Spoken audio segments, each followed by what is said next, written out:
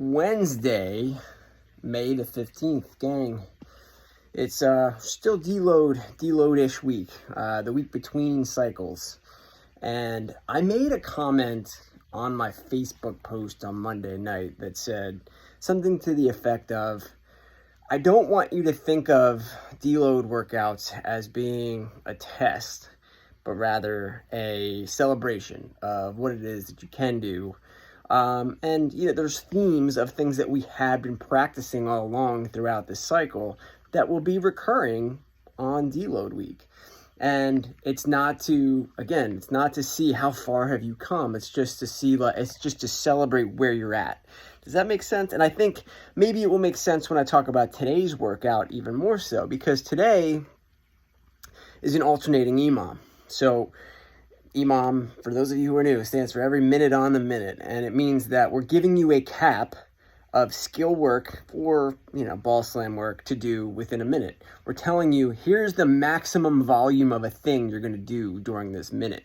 And then the goal, of course, is to get to that maximum volume and then move on in the next minute to the next movement. And the hope would be eventually one day that you're able to complete all of that volume in the given minutes.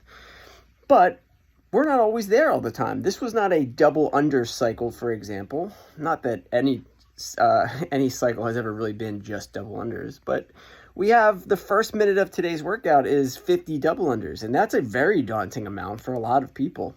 And so based on what I just said and how I want you thinking about these deload weeks, you should be thinking about the 50 double unders as being no more than 50 double unders. And what does that mean to you? You know what I mean? What is a fair amount to ask? And ultimately, what we feel like is possible for you today is to think about the double unders as you get a minute to practice double unders. You should keep track of how many you're getting.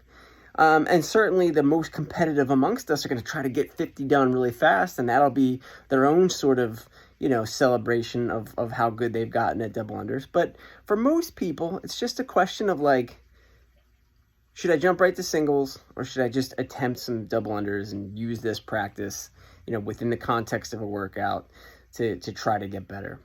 And we obviously prefer option 2. But, of course, jump to singles, it would be 100. That's fine.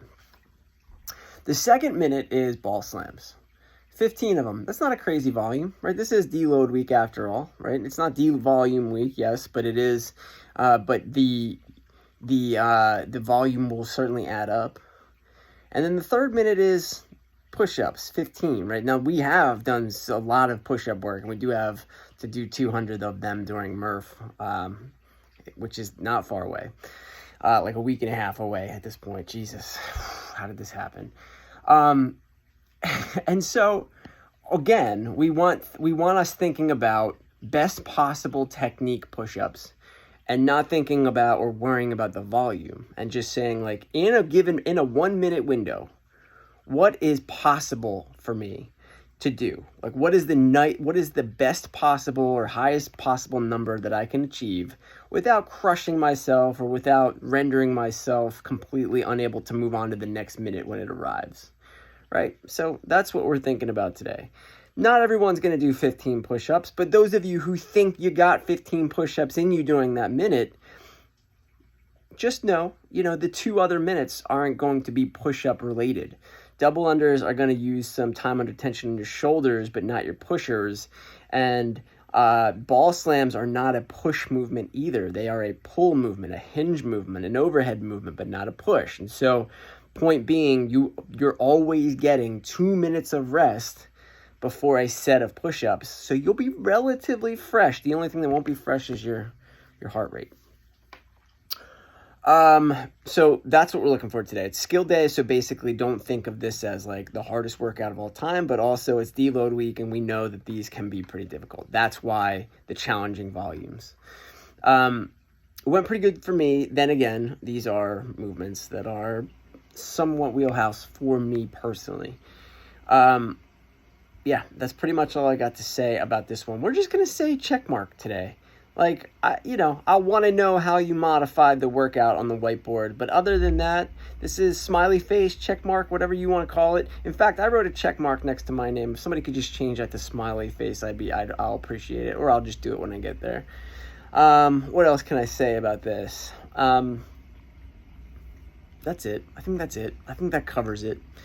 Have fun. Use the time. Don't worry too much about, I must absolutely immediately scale all these movements or else I'm not going to finish these volumes. Think of the volumes as being a cap, no more than, the best way to say, this is what I wanted to say. On these EMOM days, it very much behooves you to finish up whatever you're planning to do during that minute with like 10 seconds, 5 seconds at the least to spare to transition over to the next movement. If you're constantly butting up against that following minute, then you are not doing something wrong, but you are setting yourself up for issues. So try not to do that. All right. Enjoy this one.